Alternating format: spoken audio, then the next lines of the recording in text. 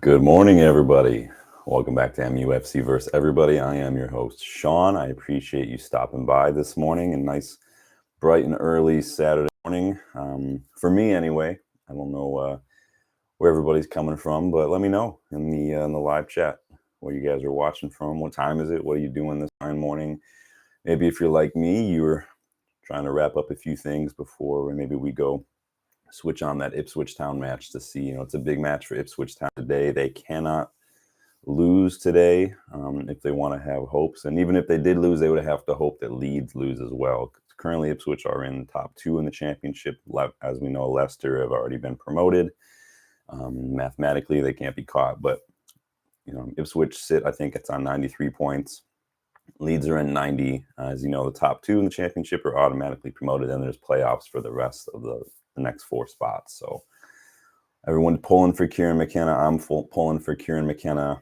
Ipswich are flying this season. Back-to-back promotions would be solid for them. And then, obviously Kieran McKenna's been linked to United jobs. So, and I've said I wouldn't have a problem in the future in a couple years down the line if things go well, but I would really want to see how McKenna does in the Premier League, see if he can stay in the Premier League with Ipswich, see how they do in a couple domestic cup runs, kind of thing, to see, how he does as a manager, coping with that step up. So I don't have a problem with it, but as of right now, the jury's out. So anyway, that was a little side tangent. I don't mind. But let's get stuck in with today's Manchester United news roundup. Please don't forget to like the video wherever you're watching from. Even if you're not following live, you come back and watch it a little later on. Do a favor, hit that thumbs up, hit the like button. I do appreciate it. I do love getting involved with everybody. Please subscribe to the channel if you're new. Had a couple new subscribers in the last few weeks, and it's really, really appreciative of that. And so I'm glad to see that people are at least finding something interesting about what I have to say. And then don't forget to go follow me, MUFC vs. Everybody on Twitter. I do get a little more active on there as my day clears up. And obviously I'm not too active during United matches, depending on where I'm watching from. I'll probably be at home for Monday's match, so you might see me pop up on there with some commentary as the match goes on. Hopefully it's positive, but I anticipate it's going to be something along the lines of, why are we trying to play out from the back with these players? Those kind of things. So that in mind, let's get stuck in with today's chat. We got a few different little tidbits of information to cover. Not a whole lot going on today. Obviously, match day weekends get a little bit more focused, but it's United, so you never stop the stories. Talk a little bit about Europe. Talk a little bit about Sir Jim's recent tour of facilities, and then we'll talk a little Jadon Sancho. But let's dive in real quick with just a quick breakdown of United's hopes for European competition as they pertain to our league finish and our FA Cup final at the end of the month against Manchester City. So Manchester Evening News put out a little blurb recently about this, so I wanted just to kind of run through that so everybody's on the same page. Obviously, we're not going to qualify for top four. We know that top four is no longer the fifth place is no longer Champions League, with Germany and Italy getting those. So one way United could guarantee playing in Europe next season, likely Europa League, is by beating City in the FA Cup final. Obviously, the FA Cup winners automatically earn a spot in the Europa League group stage, no matter where they finish in the league. So we could finish 8th or 16th in the league, but if we win on the end of the month on the final, we would still qualify for Europa League. So I know you're asking, Sean, what if City make top four, which is probably likely, right? And City win the FA Cup final, though. Well, let's say we lose the final. That second Europa League place will be allocated to the next highest side in the league rather than the cup winners. So if a team already in the Europa League wins the FA Cup, then the European places increase from the top 6 to the top 7. So it's kind of like it shifts it down a little bit. So if City win the Cup, 5th place and 6th place in the Premier League would qualify for Europa League, and 7th place would take the Europa Conference League. So it's a lot. There's a lot going on there, but it's looking likely that we'll make Europe. Probably be Thursday night football, but you never know. The way Chelsea have been flying, the way we have been dropping points, and this tough run-in we're going to have, it's not outside of the realm of possibility that we could drop down to 8th place. But we'll see. Newcastle still have to play some tough matches. Plus, we have that big kind of 6-pointer against Newcastle. It feels weird to say 6-pointer when it's like fighting for 6th or 5th or 7th place. But it is what it is. It's where we are right now. And it's needs must. We got to pretty much drag ourselves limp to the finish line and hopefully find a way to make Europe, because we want to be competing in Europe. I don't think we're quite ready right now with the state of things and the rebuild and the state of our squad to do Champions League. I think it would be a bit of a quick feature like it was this season, but you never know. Oops, wrong one. So let's talk a little bit about Jadon Sancho. So Patrick Berger with Sky Sports in Germany has reported that Sancho does not want to come back to Manchester United, regardless of whether or not Erik ten Hag is still here next year. I spoke about this a little bit the other day, and it's kind of up in the air. It does seem a bit more like Sancho is just better suited to Germany than the Premier League, and that's fine. Some players just aren't cut out for the league. We talked about Victor Lindelof, we talked about Antony. It's the way it is sometimes. Berger claims Dortmund want to explore a second loan deal. I think that that's loaded garbage. If true, if you want the player selling, literally you could offer us 45 million and you're still making profit from what we paid you guys three seasons ago. Like, Dortmund can't, they have no wiggle room there. Plus, with the way Sancho is playing, I mean, that's not me saying he's pulling up trees. He's not doing great, but oftentimes when teams are advancing in these competitions or when they're top, the players associated, no matter how well they're doing and how frequently they feature, they are going to be kind of, the rising tide raises all ships, right? Like, Sancho's stock is going to rise.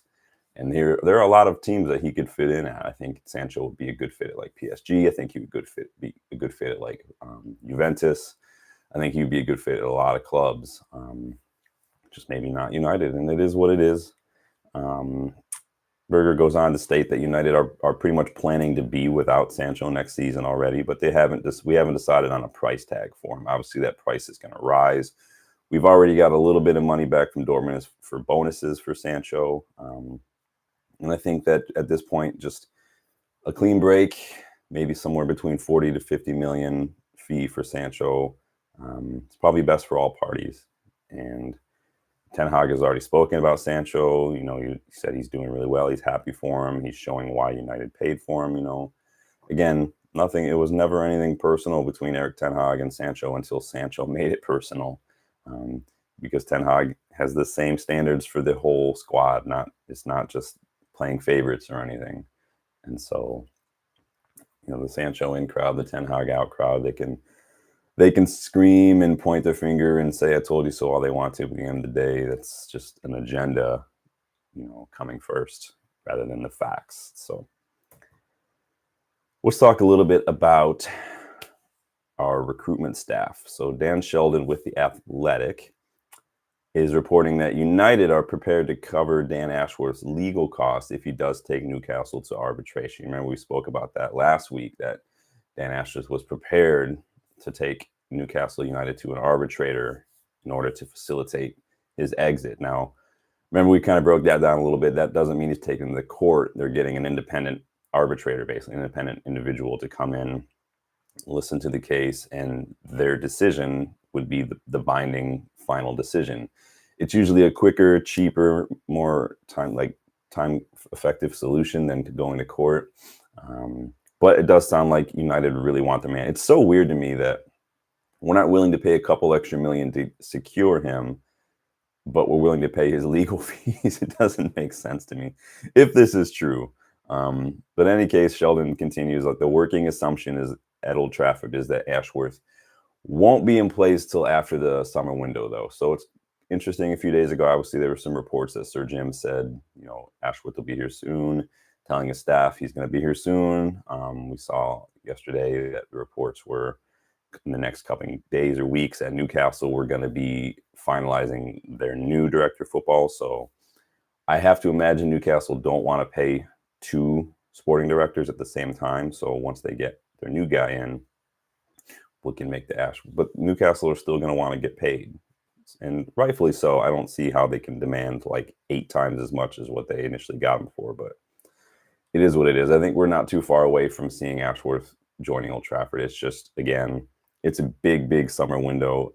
Ineos need to make a big statement, and the sooner you can get a lot of this behind the scenes staff stuff figured out, the better position we're going to be in to really make sure we hit the summer window strong. We start preseason strong. I don't want to see any more, August signings. We need players in for preseason. Ten Hag needs time to work with his squad. We spoke about in the Thomas Tuchel video. If you didn't watch that, make sure to go and watch that.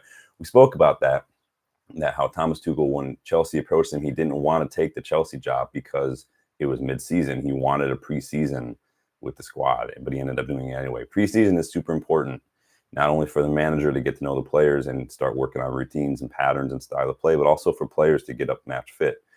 That was the reason Cristiano Ronaldo didn't play to start the season. It was a reason we saw McTominay instead of Casemiro for a little while after we signed Casemiro, because these players, Ronaldo was gone preseason for personal reasons. And no one's blaming him. But the fact is, if you're not there to train and get match fit and work with the preseason, you need to get up to speed. Casemiro, we signed him August, no preseason, didn't feature right away. He needed to get up to speed and get match fit. That's just the way it works. And Ten Hag individually is a little bit more of a stickler for that kind of stuff. And so it is what it is. But again, Ten Hag treats everyone the same. So coming back to the point, I want us to get our business done early. Obviously, we can't force people to buy our players, but we can work on selling players. But there's always that fine line between, selling and then people know you've got money now, or buying when you don't have money. People can kind of demand, different things. We got to figure it out. But this is where Barada and Sir Jim and Wilcox is why these guys are so important. I'm going to get a drink of coffee here. Yes, sir. So let's talk about Sir Jim's recent tour of Old Trafford and his thoughts, which doesn't sound too happy if you've been following along. So Jamie Jackson, he's an author, writer with The Guardian, big Manchester United fan. You've probably seen him on like Stratford Paddock and whatnot. He did write this book that I just finished recently, The Red Apprentice, all about Ole Gunnar Solskjaer, from his childhood, playing at Molde, coaching Molde, all these things, all the way up to his tenure as Manchester United manager. There's a lot of interviews and comments from, all these families, former teammates, former coaches. And I think that's a really cool book. I really enjoyed it. A lot of good insights in there. And if you haven't yet checked that out, please do. It's a great book. Must read for any United fan, as I said yesterday on Twitter. Go check it out.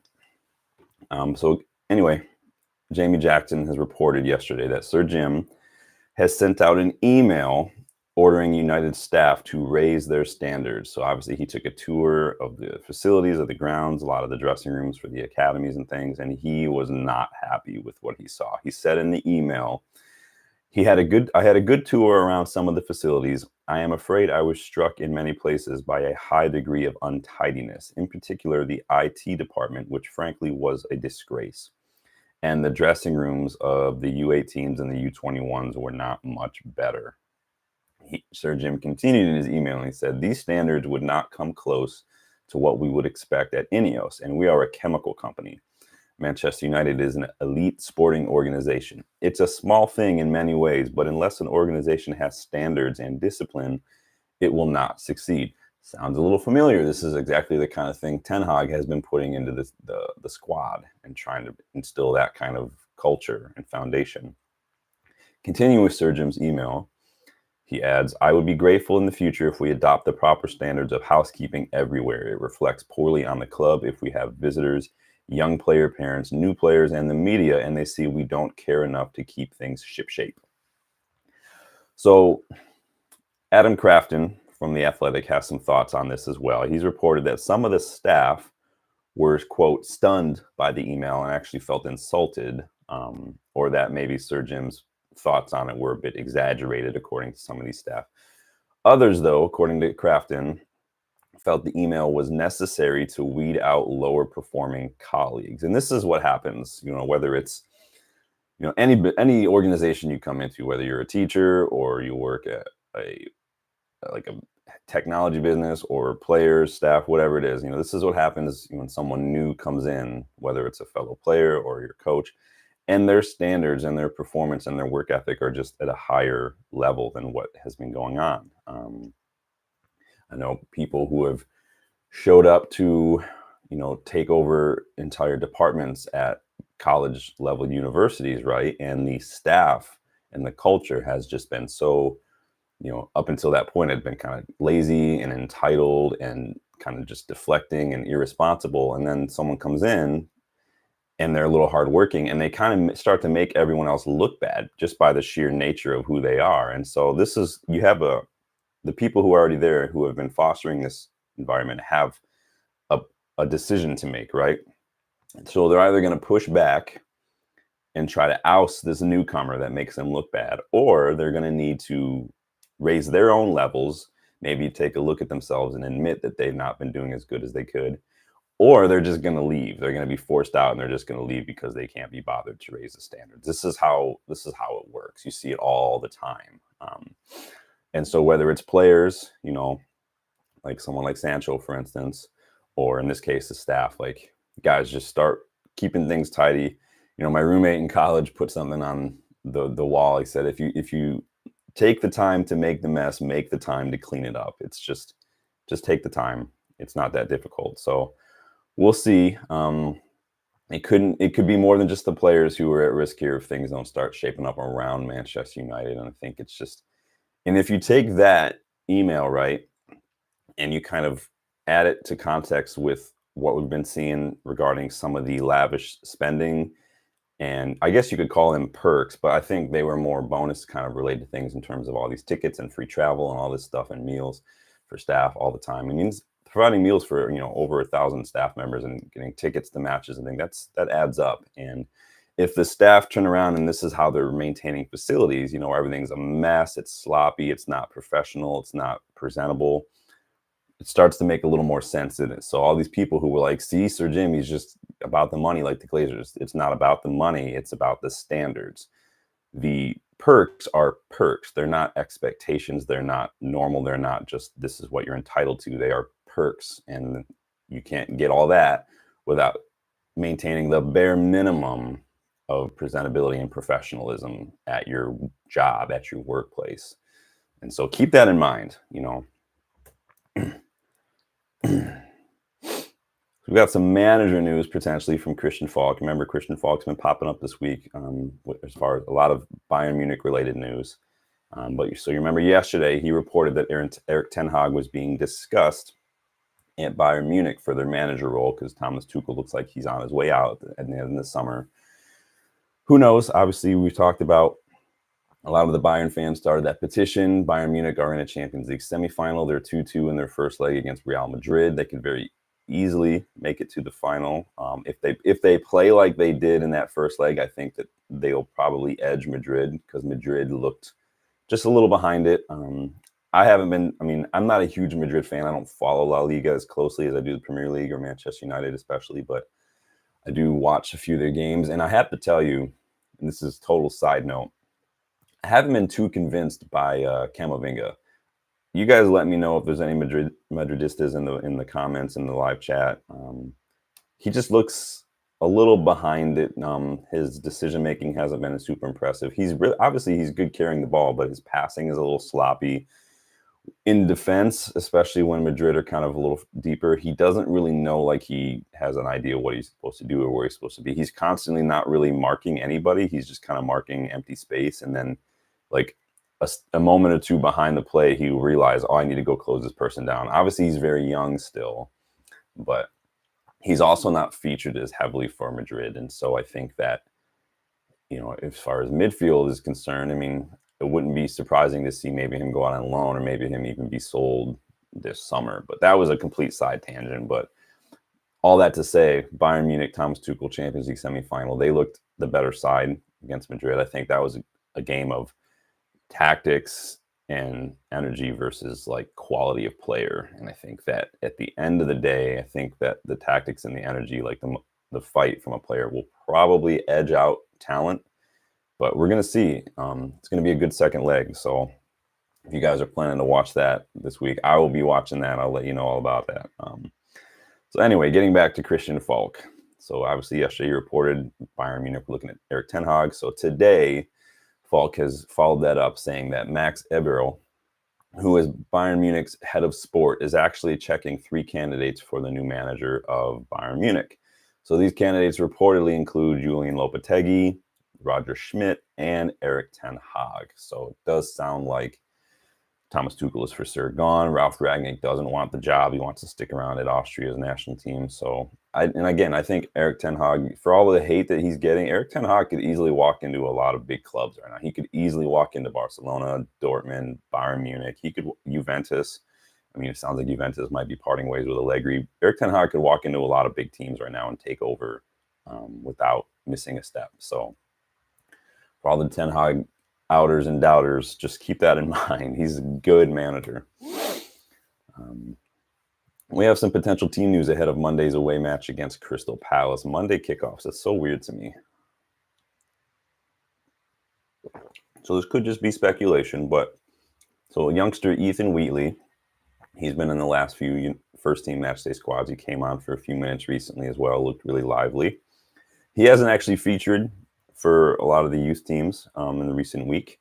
I think his last match was almost a week ago. The U18s, the U21s are playing. The U21s, or the U18s are playing right now, and he's not involved. But he has been training with the first team all week. So I think it's probably likely we're going to see him again in the matchday squad on Monday, and he's probably going to be on the bench. Obviously, it's looking more and more likely like he'll feature in the matchday squad for the remainder of the season. Obviously, he's like the only other striker we have, although Martial is fit, but we'll see how long that lasts. But we'll see. It's good to see another youngster kind of shining. But apparently Ten Hag doesn't play the youngsters, though, so who knew? But we could see Wheatley back on the bench on Monday, so that could be fun. And finally, just a bit of news. So, oh, look at that. As I'm watching this, so United's 18s are playing Everton's U18s right now. It was 2-1 the last time I checked. It just went 3-1, and looks like the goal is still being determined. But we have 2 goals in the first half from Gabriele Biancheri, who looks super, super lively leading the line today. And they just went 3-1 in the 85th minute. Still waiting to see who scored that goal, but that's good. It looks like I remember the little Welsh attacker. He got a lot of praise, a lot of excitement when we brought him in, and he's looked very, very lively. And he's bagged another couple goals already today. And so Malachi Sharp is the one who scored the 3rd goal. So United's U18s up 3-1 against Everton's U18s going into the last few minutes of the match, and we'll go from there. But that is going to do it for us today. I'm on my way to go watch Ipswich and catch the remainder of the first half. Let's see what the score is at the moment, shall we? So still 0-0, 22nd minute. Leeds are currently tied 1-1 with Southampton, which could be a big, big thing for them. At the moment, Ipswich are still safe because they do have that 3-point lead, but we will see what happens. Thanks for stopping by, everybody. Please don't forget to hit the like button on the channel. Please don't forget to subscribe if you're new. Let me know in the comments, what your thoughts are on Ten Hag, Sancho. What do you think of United's hopes for Europa League football? And let me know what you're thinking about the rest of the season. It's a big, big 4 matches left. Obviously, we're going to do our preview tomorrow, Crystal Palace, and I'd love to get your thoughts on that. So don't forget to stop by for that one, and I will see you guys tomorrow. Take it easy.